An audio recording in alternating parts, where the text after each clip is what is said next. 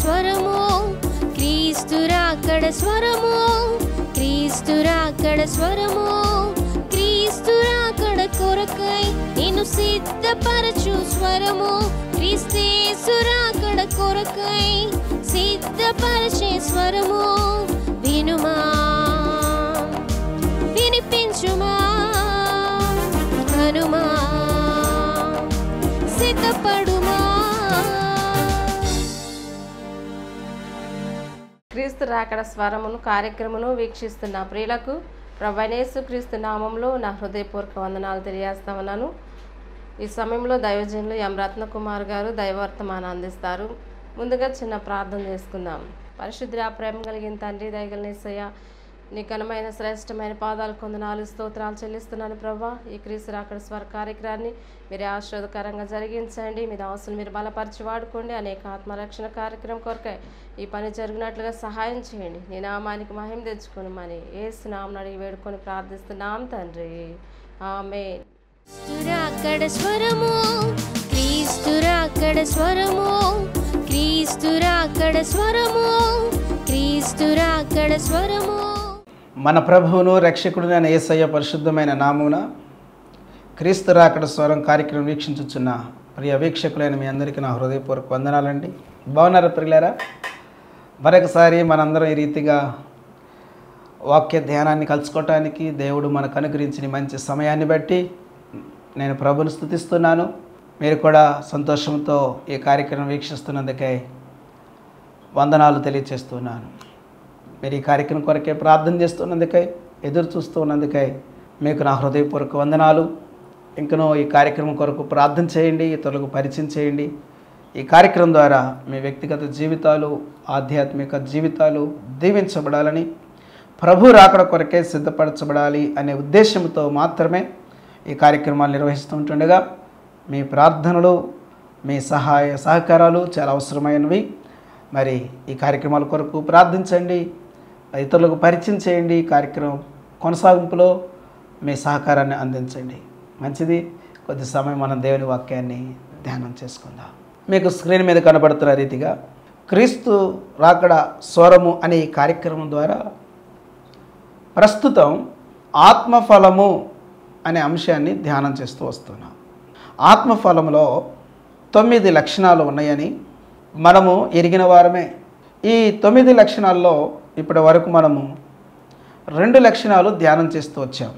మొదటిది ప్రేమ, రెండవది సంతోషం. ఈ విషయాల గురించి మనం ధ్యానం చేస్తూ వచ్చాం.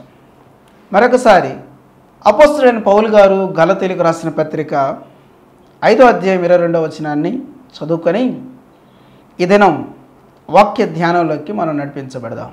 అయితే ఆత్మఫలమేమనగా ప్రేమ, సంతోషము, సమాధానము, దీర్ఘశాంతము, దయాళుత్వము, మంచితనము, విశ్వాసము, సాత్వికము, ఆశా నిగ్రహము. దేవుడి వాక్యాన్ని మన వెనుకడిలో దీవించును గాక. క్రీస్తునందు ప్రియులారా, చదవబడిన వాక్య భాగాన్ని మనం గమనించినట్లయితే ఈ వాక్యంలో అపోస్తలుడైన పౌలు గారు ఆత్మఫలం గురించి చక్కని విషయాలను ఇక్కడ తెలియజేస్తూ ఉన్నాడు. చాలా అద్భుతమైన విషయాలు ఇవి.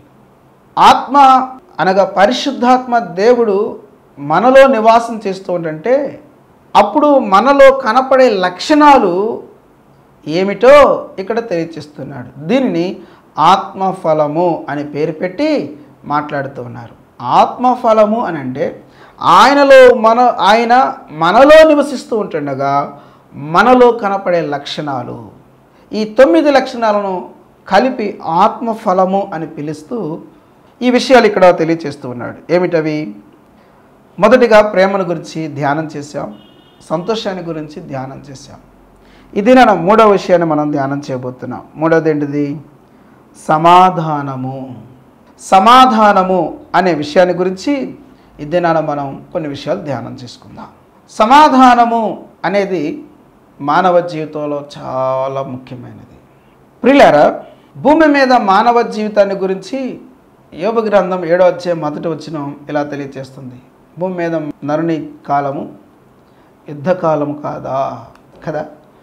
ఎన్నో యుద్ధాలు, బాల్యం నుంచి యుద్ధముతో కూడిన పరిస్థితులు, యుద్ధము లాంటి పరిస్థితుల గుండా మానవ జీవితం నిత్యము కొనసాగుతూనే ఉంటుంది కదండి. అయితే ఈ పోరాటముతో కూడుకున్న జీవితంలో దేవునితో ఇతరులతో సమ్మతి కలిగి జీవించటమే సమాధానము. సమాధానము అనే పదానికి నిర్వచనం ఏంటంటే పోరాటముతో కూడుకున్న జీవితంలో దేవునితో మనుషులతో సమ్మతి కలిగి జీవించటమే సమాధానము అయినది. సమాధానము అనే ఈ పదాన్ని మనము గ్రీక్ బైబిల్లో కనుక చదివినట్లయితే ఎయిరేనే అనే పదం వాడబడింది. ఈ పదము యొక్క అర్థం ఏమిటి అని అంటే స్పష్టంగా చక్కగా మంచిగా ట్రాన్స్లేషన్ జరిగింది. శాంతి, సమాధానము, నెమ్మది అనే పదాలుగా మనకి కనబడతాయి. ప్రియులారా, ఈ సమాధానము అనే విషయాన్ని గురించి మేహ్యూ అనే ఒక మంచి థియాలజియన్ దైవజనుడు పలికిన మాటను నేను మీ ఎదుట తీసుకురావాలని ఆశపడుతున్నాను.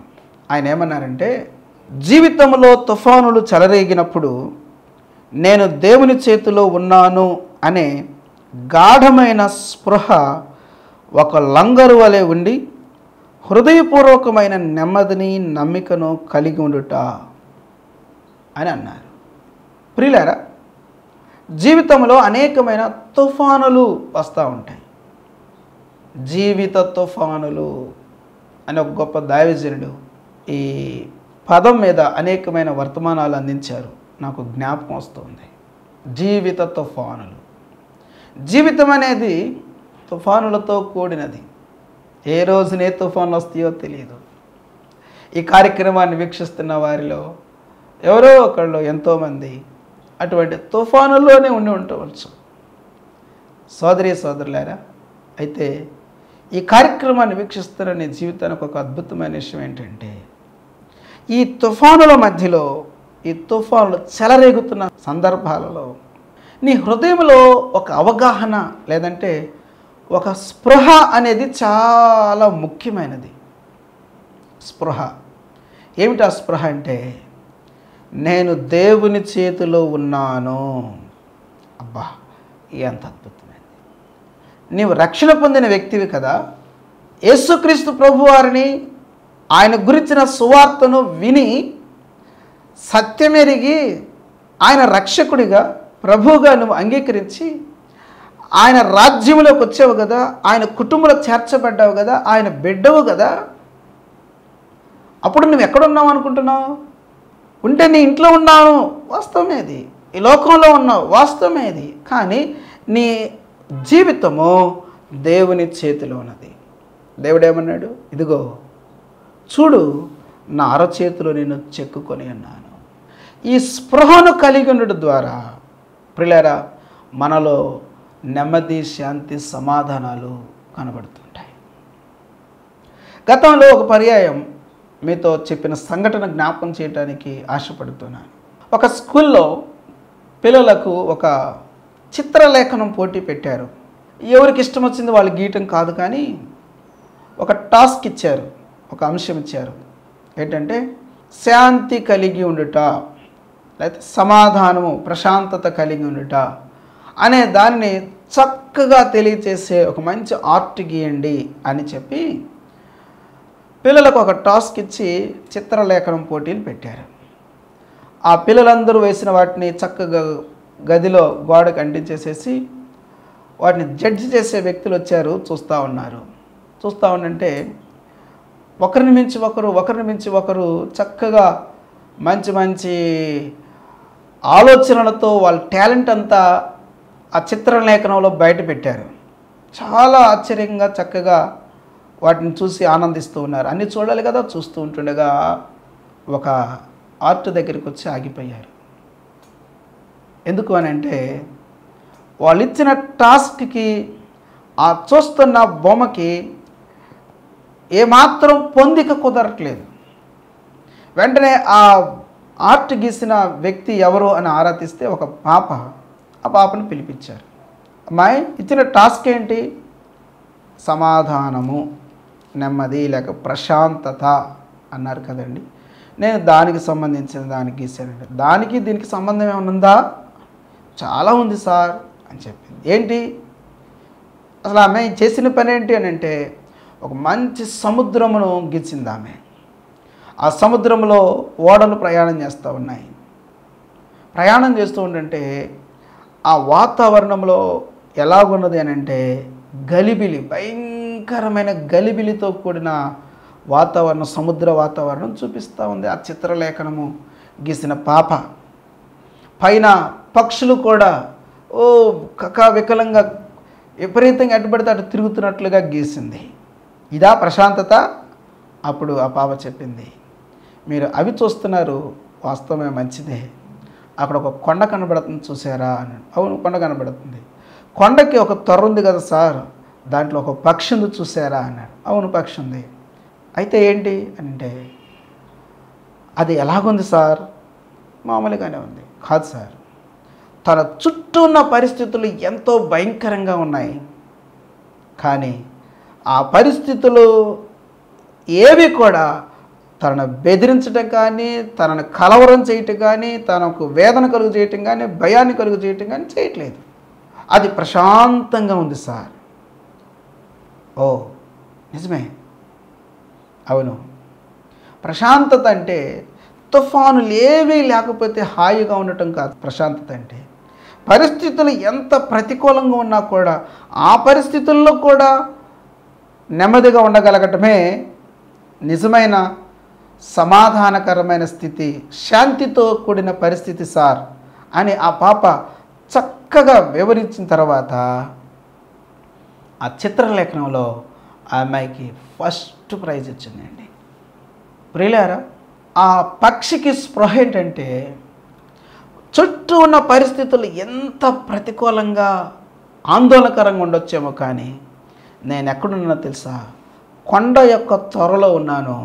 ఏదైనా బాధ కలిగితే, శ్రమ కలిగితే మొట్టమొదట దేనికి కలుగుతుందంటే ఈ కొండకు కదులుతుంది కదా, ఇది నన్నేం చేస్తుంది, ఈ వ్యతిరేక పరిస్థితులు నన్నేం చేస్తాయి, ఈ కొండనే ఏం చేయలేనప్పుడు నన్నేం చేస్తాయి. నేను ఆఫ్టర్ ఒక పక్షినే, కానీ నేను ఎక్కడున్నానంటే ఈ వ్యతిరేక పరిస్థితులు ఇంకెన్నైనా సరే ఏది చేయలేనంత ఈ కొండ సందులో నేనున్నాను, ఏది నన్ను ఏం చేయలేదు అనే స్పృహతో అది ప్రశాంతంగా ఉంది. ప్రియులారా, దావీదు అంటాడు, కొండల తట్టు నా కనులెత్తుచున్నాను, సహాయం ఎక్కడి నుండి వచ్చును అన్నాడు. ఆ పక్షికి ఆ కొండ సరిపోయిందేమో. కొండ అంటే అర్థం ఏంటంటే కొండ లాంటి వ్యక్తులు, అండగా ఉండే వ్యక్తులు అని అర్థం. నాకు వాళ్ళు ఉన్నారు పర్వాలేదు, నాకు ఆస్తి ఉంది పర్వాలేదు, నాకు పొలాలు ఉన్నాయి పర్వాలేదు, నాకు అది ఉంది, ఉద్యోగం ఉంది, పదవులు ఉన్నాయి, లేకపోతే అది ఉంది ఇది ఉంది అనుకునే పరిస్థితులు ఉండొచ్చు. కొండలాంటి పరిస్థితులు ఒక్కోసారి అవి కూడా ఆధారపడదగినవి కాదు. కానీ ఒక గొప్ప విషయం ఏంటంటే ప్రియులారా, దేవుని చేతిలో భద్రపరచబడే జీవితము ఎంత గొప్పదో. దేవుని చేతిలో ఉంటే ఆ ధన్యకరమైన స్థితిని వివరించటం ఎవరి చేత కాదు, ఎవరి తరము కాదు. ఎంత గొప్ప కవులు కూడా దానిని 100లో 1% కూడా వర్ణించడం చేత కానంత శ్రేష్టమైన స్థితి దేవుని హస్తాల్లో భద్రపరచబడటంలో ఉన్నది అనేది వాస్తవమైనది. ఎంత అద్భుతమైందో. సోదరి సోదరులారా, నీవెవరో తెలుసా? దేవుని ప్రియమైన బిడ్డవు. ఆయన నిన్నెంతో ప్రేమిస్తూ ఉన్నారు. నువ్వంటే ఆయనకి ఎంతో ప్రేమ. నిన్ను ఆయన తన అరచేతుల్లో చెక్కుకొని నిన్ను చూసి ఆయన ఎంతో మురిసిపోతూ ఉన్నారు. నీవంటే ఆయనకి ఎంతో ప్రేమ. నువ్వు ఆయన్ని ప్రేమించాల్సినంతగా ప్రేమించలేకపోతున్నా, నువ్వంటే ఆయనకి ఎంతో ప్రేమ. నువ్వు ప్రార్థనలో ఫెయిల్ అయిపోయిన పరిస్థితులు, దైవ సన్నిధి నడతలో ఫెయిల్ అయిపోయిన పరిస్థితులు నీ జీవితంలో ఉన్నాయి. అయినా కూడా ఆయన నిన్ను ఎంతో ప్రేమిస్తూ ఉన్నారు. ఆయన ప్రేమ కొలతలు లేని ప్రేమ, ఎల్లలు లేని ప్రేమ, శ్రేష్టమైన ప్రేమ, దివ్యమైన ప్రేమ, అద్భుతమైన ప్రేమ. ఆయన నిన్ను ప్రేమిస్తూనే ఉన్నాడు. శాశ్వతమైన ప్రేమతో నిన్ను ప్రేమించుచున్నాను గనుక విడువక కృప చూపుతున్నాను అన్నారు. కేవలం అది ఇశ్రాయేలుకు చెందిన వాగ్దానం మాత్రమే కాదు, క్రొత్త నిబంధన ఇశ్రాయేలీయులమని, దేవుని ఇశ్రాయేలీయులమని పిలువబడుతున్న నీకు నాకు కూడా చెందిన వాగ్దానం అది. సోదరి సోదరుడా, నీవు దేవుని చేతిలో భద్రపరచబడిన వ్యక్తివి. నీకు దేవుని కాపుదల ఉన్నది. ఏ పరిస్థితులు నిన్నేం చేయలేవు. ఇది నీ హృదయంలో గొప్ప సంతోషాన్ని కలుగు చేస్తుంది, సమాధానాన్ని కలుగు చేస్తుంది అనే సంగతిని ఇక్కడ మనం జ్ఞాపకం పెట్టుకోవాలి. మానవుణ్ణి దేవుడు సమాధానం లేకుండా సృజించాడా? కాదు. మానవుణ్ణి దేవుడు చేసినప్పుడు అద్భుతమైన సృష్టిగా చేశాడు. దేవుని స్వరూపంలో, దేవుని పోలికలో సృజించబడిన వ్యక్తి మానవుడు. మరి ఎందుకండి ఈ పరిస్థితులు అంటే, ఈ పరిస్థితులకు కారణం మానవుడే. ఎప్పుడైతే మానవుడు దేవునికి అవిధేయుడైపోయాడో, అవిధేయత చూపించారో మానవ జాతి, అప్పటి నుంచి ఇప్పటి వరకు మానవుడు నెమ్మది లేని, హృదయంలో సమాధానం లేని పరిస్థితులు అనుభవించుతూనే ఉన్నారు. ఈ పరిస్థితులు డబ్బు ద్వారా రావు, పదవుల ద్వారా రావు, పేరు ప్రఖ్యాతుల వలన రాదు ప్రియులారా. కానీ దాని కొరకు వాటిలోనే వెతుకుతూ మానవ జీవితాన్ని కొనసాగించుకుంటూ ఉన్నాడు. దేవుని బిడ్డలారా, దయచేసి ఈ మాటలు శ్రద్ధగా వినండి. మానవునికి 3 విధాలైన సమాధానము అవసరమైనది. 3 విధాలైన సమాధానము ప్రతి మనుషుడు కూడా కలిగి ఉండాలి. ఆ 3 విధాలైన సమాధానాన్ని గురించిన విషయాలు మనము ధ్యానం చేద్దాం. పరిశుద్ధ గ్రంథము నుంచి ఈ వాక్యాన్ని చదువుకుందాం. అపొస్తలుడైన యోహాను రాసిన సువార్త 14వ అధ్యాయము 27వ వచనాన్ని చదువుకుందాం. శాంతి మీకు అనుగ్రహించి వెళ్ళుచున్నాను, నా శాంతినే మీకు అనుగ్రహించుచున్నాను. లోకమిచ్చినట్టుగా నేను మీకు అనుగ్రహించటం లేదు. మీ హృదయమును కలవరపడనీయకుడి, వెరవనీయకుడి అని చెప్పి స్వయాన యేసుక్రీస్తు ప్రభువారు మాట్లాడుతున్న మాటలు ఇక్కడ మనకి కనబడుతున్నాయి. ఏమంటున్నారు ఆయన? నా శాంతిని మీకు అనుగ్రహించి వెళ్ళుచున్నాను అన్నాడు. కాబట్టి మీ హృదయాలు కలవరపడనీయకుడి, వెరవనీయకుడి అని చెప్తున్నాడు. శాంతి అనే ఈ పదానికి 3 అని అంకె వేసి క్రింద ఏం రాయబడిందంటే సమాధానము అన్నాడు. ప్రియమైన దేవుని బిడ్డలారా, ఈ వాక్యం మనకు తెలియజేస్తున్న విషయం ఏమిటంటే, ప్రతి మనిషికి సమాధానము, 3 సమాధానాలు కావాలి. 3 విషయాల్లో సమాధానం. ఒకటి వ్యక్తిగత సమాధానము. వ్యక్తిగతంగా తన మనస్సులో, తన హృదయంలో సమాధానం అవసరమైనది. ఇంతకుముందు నేను చెప్పిన రీతిగా దేవుడు మానవుని కలుగు చేసినప్పుడు గొప్ప సమాధానంతో కలుగు చేశాడు. కానీ మానవుడు దేవునికి అవిధేయత చూపించినప్పుడు ఆ సమాధానాన్ని పోగొట్టుకొని అసమాధాన జీవితాన్ని జీవించుతున్న పరిస్థితుల్లోకి మనుషుడు వచ్చేసేసాడు. అటువంటి పరిస్థితుల్లో యేసుక్రీస్తు ప్రభువారు ఈ లోకానికి వచ్చి పలికిన ఒక శ్రేష్టమైన మాటను మనం ఇక్కడ చదువుకున్నాం. ఏమిటి? నా శాంతినే మీకు అనుగ్రహించి వెళ్ళుచున్నాను అని. ప్రియమైన సోదరి సోదరులారా, ఎప్పుడైతే మనుషుడు దేవునికి అవిధేయుడైపోయాడో, మానవ జీవితం ఎంత పతనం అవ్వాలో అంత ఘోరాతి ఘోరంగా పతనమైపోయింది. నేటికి కూడా మానవాళి ఆ పతనంలో కొనసాగుతూనే ఉన్నది. హృదయాల్లో నెమ్మది లేదు. నేను ఒక మంచి గృహాన్ని కలిగి ఉంటే నాకు నెమ్మది ఉంటుంది అనుకుంటున్నారు. మంచి గృహాన్ని కలిగి ఉంటే ఆ నెమ్మది రావట్లేదు. లేకపోతే నాకు డబ్బులుంటే, నాకు ఉద్యోగం ఉంటే, నాకు పదవి ఉంటే, నాకు పేరు ప్రఖ్యాతులు ఉంటే నా హృదయంలో నేను సమాధానాన్ని అనుభవిస్తాను అని అనుకుంటున్నారు. అక్కడక్కడే వెతుకుతూ ఉన్నారు. కానీ మనుష్యుడు సమాధానాన్ని పొందుకోవట్లేదా అంటే పొందుకుంటున్నారు. తాత్కాలికమైన ప్రశాంతత, తాత్కాలికమైన శాంతి, తాత్కాలికమైన సమాధానం, తాత్కాలికమైన నెమ్మది, తాత్కాలికమైన దానిని అనుభవించుతున్నారు. తర్వాత మళ్ళీ మామూలైపోతుంది. నెమ్మది లేదు అని చెప్పి 2-3 గంటలుండే సినిమాలకు పరుగులెత్తుతున్నారు. ఆ 2-3 గంటలు ఆహా ఓహో అనుకుంటున్నారు. తర్వాత పరిస్థితి మామూలే.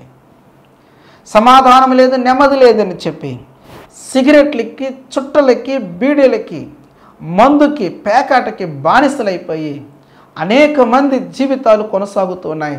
ఈ ఒళ్ళుగొల్ల అవుతుంది, ఇల్లుగొల్ల అవుతుంది. కుటుంబంలో అసమాధానాలు, వ్యక్తిగత జీవితాలు పతనమైపోతూ ఉన్నాయి. ఎందుకు ఈ పరిస్థితులు? మనిషిని హృదయంలో నెమ్మది లేదు, మనిషిని హృదయంలో ప్రశాంతత లేదు. లేని స్థలాల్లో దాని కొరకు వెతుకులాడాడు, మరింత నెమ్మది లేని పరిస్థితి, సమాధానం లేని పరిస్థితి. నాకు బంధువులంటే ప్రశాంతంగా ఉంటానని బంధువుల్లో వెతుకుతున్నారు, అక్కడ లేదు. డబ్బులో ప్రశాంతత, నెమ్మది కలిగిన పరిస్థితి ఉంటుందని వెతుకుతున్నారు, అక్కడ లేదు. పదవుల్లో, ఉద్యోగాల్లో ఉంటుంది అని వెతుకుతున్నారు, అక్కడ లేదు. లేదా అంటే ఉన్నది. యేసుప్రభు వారు ఇక్కడ ఏమన్నారంటే, నా శాంతినే మీకు అనుగ్రహించుచున్నాను, లోకమిచ్చినట్టుగా నేను మీకు అనుగ్రహించట్లేదు. లోకము ద్వారా శాంతిని పొందుకుంటున్నాం, లేక సమాధానాన్ని పొందుకుంటున్నాం, నెమ్మది పొందుకుంటున్నాం. కానీ యేసుప్రభు వారు అన్నారు, అది ఇచ్చినట్లుగా నేను మీకు ఇవ్వట్లేదు అన్నాడు. అది ఎట్లా ఇస్తుంది?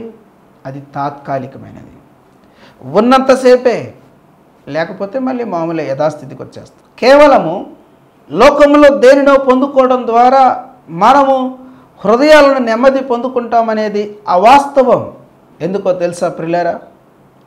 మనుషునికి హృదయంలో నెమ్మది కావాలి అని అంటే, మానవుణ్ణి దేవుడు నిర్మిస్తూ ఉన్న సమయంలో హృదయము అనేది దేవుడు పెట్టుకున్న ఒక ఖాళీ స్థలం. ఆ ఖాళీ స్థలంలోకి ప్రియులారా ఏమి తీసుకొచ్చినా కూడా మనుషునికి నెమ్మది, ప్రశాంతత ఉండదు. ఏ మనుషుడు కూడా అటువంటి పరిస్థితిని కలిగి ఉండలేరు, అది సాధ్యమయ్యేది కాదు. మరి అది ఎలా సాధ్యమవుతుందండి? నెమ్మది, ప్రశాంతత ఎట్లా వస్తాయని అంటే, ఆయన ఇచ్చే సమాధానాన్ని మనం పొందుకున్నప్పుడు మాత్రమే మన జీవితాల్లో ప్రియులారా నిజమైన శాంతి సమాధానాలు అనుభవిస్తాం, నిజమైన ప్రశాంతతను అనుభవిస్తాం.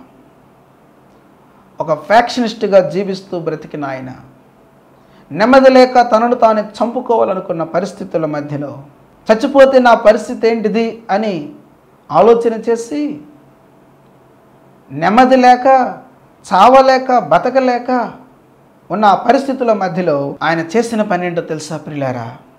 హాయిగా ప్రశాంతంగా నిద్రపోతున్న తన భార్యను లేపి, నా స్థితి ఈ రీతిగా ఉన్నది అని చెప్పాడు.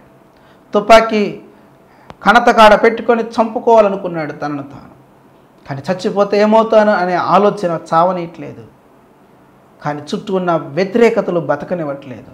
అప్పుడు ఆమె అప్పటికే యేసు ప్రభువుని అంగీకరించిన ఆమెగా, ఆయన ద్వారా ఎన్నో శ్రమలు అనుభవించిన ఆమెగా, ఆమెను గొప్ప నిరీక్షణతో, గొప్ప విశ్వాసంతో నిండినదిగా ప్రార్థన చేద్దామండి, ప్రభు మీకు సహాయం చేస్తారని చెప్పి ఆయన మోకరింపచేసి తన పాపాలన్నిటిని ఒప్పుకునేటట్లుగా చేసింది.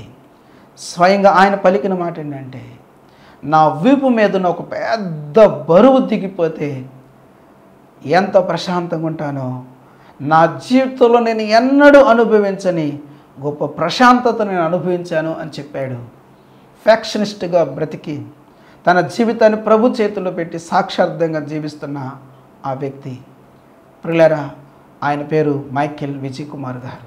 బాంబులు పట్టిన చేతుల్లో బైబిల్ అని, అద్భుత కృప అని ఆయన క్రీస్తు కొరకు సాక్షిగా జీవిస్తూ ఉన్నారు. ప్రియులారా, దేవుడు లేకుండా ఒక మనిషి తన జీవితంలో నిజమైన శాంతి సమాధానాలు అనుభవించటం అసాధ్యము.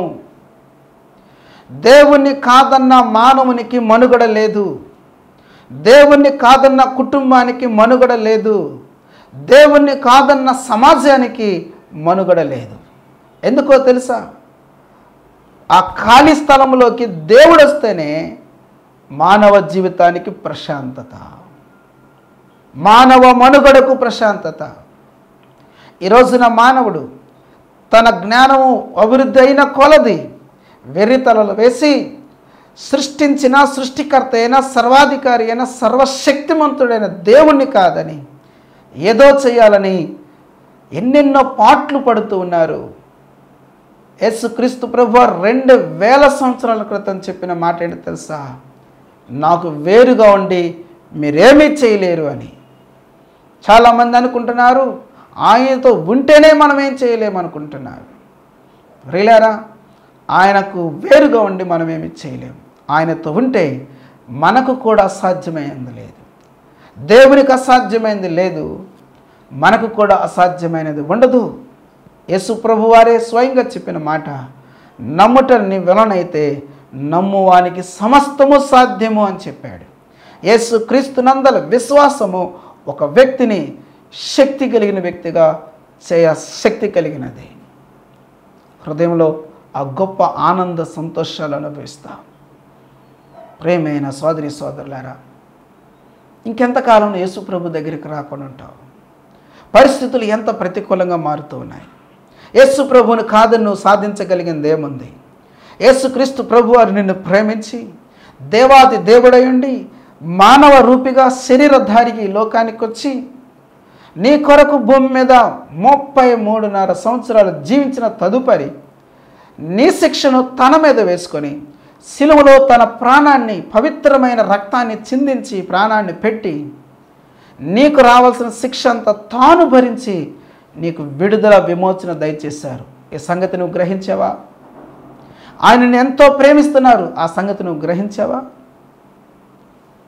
ఈ కార్యక్రమాన్ని వీక్షిస్తున్న నీవు నీ కొరకు ప్రియ ప్రభు చనిపోయి మరణించి సమాధి చేయబడి తిరిగి లేచిన మృత్యుంజయుడు యేసు ప్రభు వారు.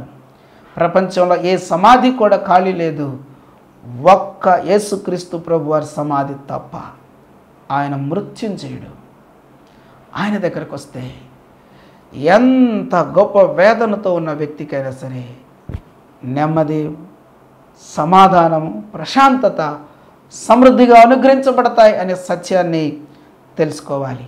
జక్కయ్య జీవితాన్ని చూడండి. తను డబ్బు సంపాదించి ఎంతో ఆనందాన్ని అనుభవించాలి, సమాధానాన్ని అనుభవించాలనుకున్నాడు.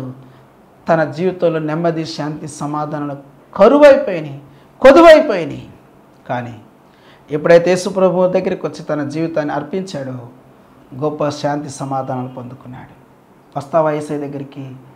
నీ కొరకు ఆయన సమాధానం సిద్ధపరిచాడు. దేవుడి మాటలు దీవించును గాక. ఆమేన్. ప్రార్థన. మా ప్రియమైన తండ్రి, నీకు వందనాలు. పరిశుద్ధాత్మ ద్వారా మాకు అనుగ్రహించే సమాధానాన్ని బట్టి నేను స్తుతిస్తున్నాను. ఆ సమాధానాన్ని ఈ కార్యక్రమం వీక్షిస్తున్న ప్రతి ఒక్కరూ అనుభవించి నాయన నీ యందు ఆనందించినట్లు సహాయం చేయండి. ప్రతి ఒక్కరు అటు శ్రేష్టమైన అనుభవాన్ని కలిగి జీవించినట్లు, నీ బిడ్డలుగా జీవించినట్లు కృపను దయచేయండి, దీవించండి. యేసయ్య నామమున ప్రార్థన చేసి అడిగి వేడుకొనుచున్నాం తండ్రి. ఆమేన్. త్రియేక దేవుని దీవెన, శాంతి, సమాధానం ఇప్పుడు ఎల్లప్పుడూ సదాకాలం మనందరికీ తోడయండి. తన రాకడ కొరకే సిద్ధపరిచి భద్రపరచును గాక. ఆమేన్. Praise lord.